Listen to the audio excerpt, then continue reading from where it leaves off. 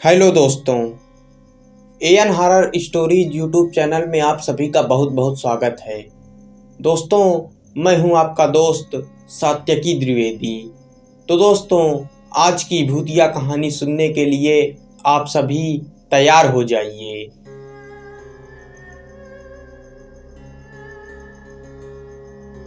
संदीप और सिद्धार्थ दोनों एक बहुत ही अच्छे दोस्त थे।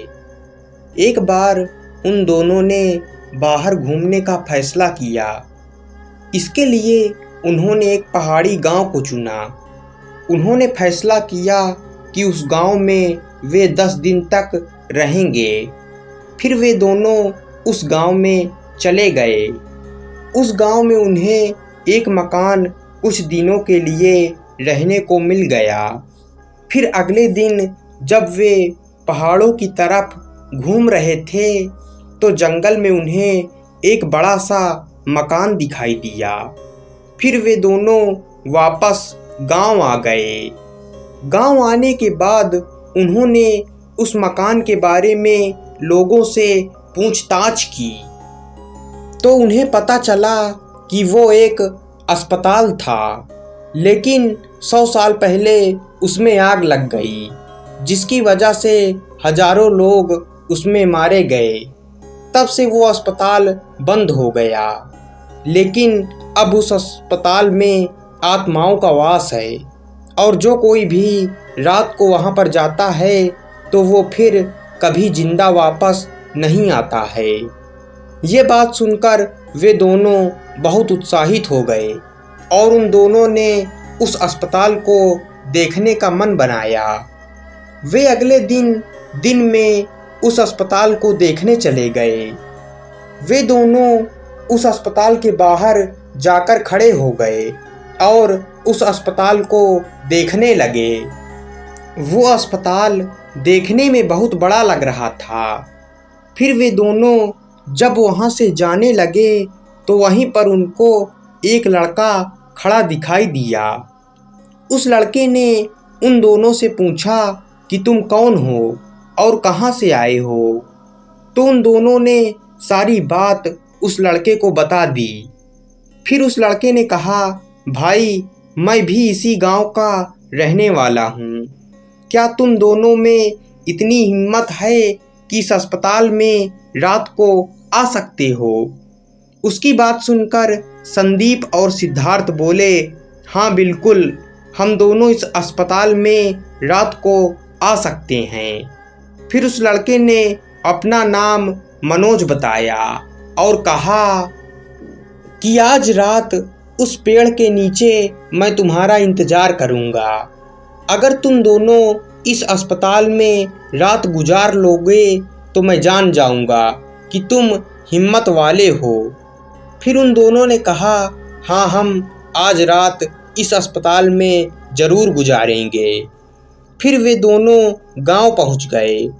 फिर उनको गांव वालों ने बताया कि तुम दोनों चाहे जहां घूमना, लेकिन उस अस्पताल के पास कभी भी मत जाना। अगर तुम वहां जाओगे तो तुम्हारी मौत निश्चित है। लेकिन वे दोनों गांव वालों की बात नहीं माने और वे दोनों उस लड़के को वादा भी कर चुके थे। फिर कुछ देर बाद रात हो गई और वो दोनों उसी पेड़ के पास पहुंच गए। वहां पर वो लड़का मनोज वहीं पर खड़ा था। फिर मनोज ने कहा, भाई अब हिम्मत है तो वहां जाओ। मनोज की बात सुनकर वे दोनों बोले, हाँ हम जा रहे हैं। फिर मनोज ने कहा, ठीक है तुम जाओ। जब तुम वहाँ से लौट आना तो मैं तुम्हें यहीं पर मिलूँगा। यहाँ पर बैठकर मैं तुम्हारा इंतज़ार करूँगा। फिर वे दोनों उस अस्पताल के अंदर चले गए। अस्पताल में चारों तरफ सन्नाटा ही फैला था।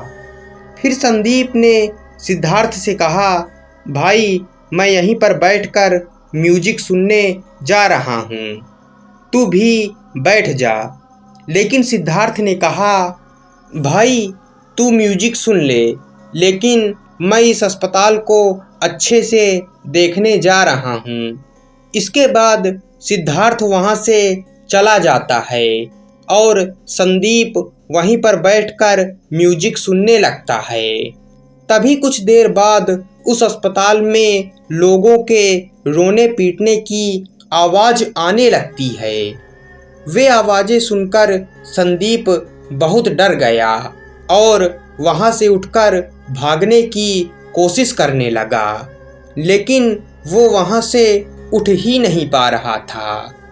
तभी उसने पीछे देखा तो डर के मारे उसकी रूह कांप गई। उसने देखा एक सड़ा गला हाथ उसको पकड़े हुए था। फिर उसने किसी तरह उस हाथ से खुद को बचाया और वहाँ से भागने लगा। तभी उसने महसूस किया कि उसके पीछे कई लोग भाग रहे हैं। फिर वो सिद्धार्थ को ढूंढने लगता है। तभी वो देखता है सिद्धार्थ वहीं पर बेहोश पड़ा रहता है। उसने सिद्धार्थ को कंधे में उठाया और वहाँ से भागने लगा, लेकिन तभी वहाँ पर चारों तरफ आग लग गई और वहाँ पर हजारों लोगों के रोने चीखने की आवाज़ आने लगी। लेकिन संदीप ने किसी तरह उस आग से बचकर उस अस्पताल से बाहर निकल आया। उसने सिद्धार्थ को देखा तो सिद्धार्थ की सांसें थोड़ी थोड़ी चल रही थी। फिर संदीप उस पेड़ के पास पहुंच गया और वहां पर जाकर देखा तो मनोज वहां पर नहीं था। उसने मनोज आवाज़ लगाई, लेकिन मनोज वहां पर नहीं आया।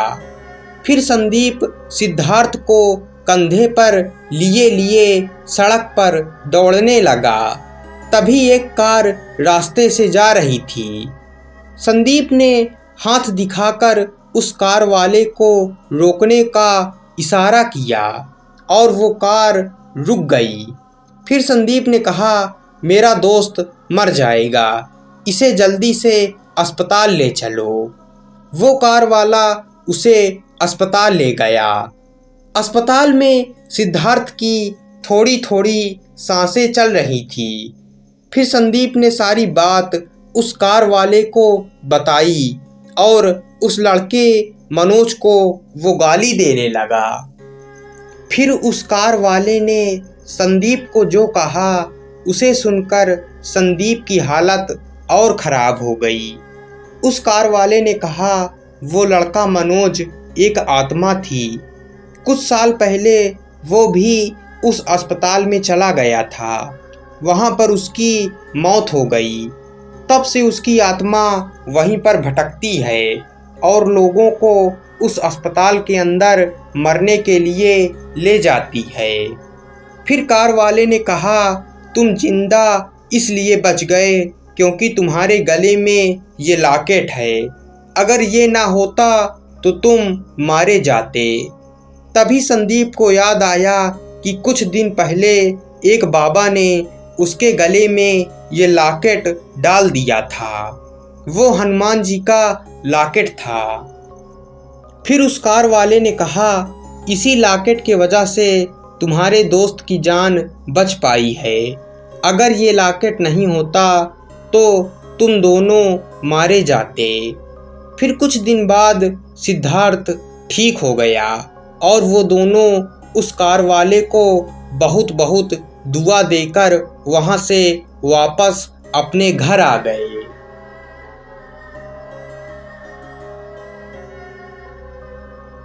तो दोस्तों, ये कहानी यहीं पर ख़त्म होती है। कहानी पसंद आई हो तो वीडियो को लाइक, चैनल को सब्सक्राइब कर दीजिएगा। मिलते हैं अगली भूतिया कहानी में।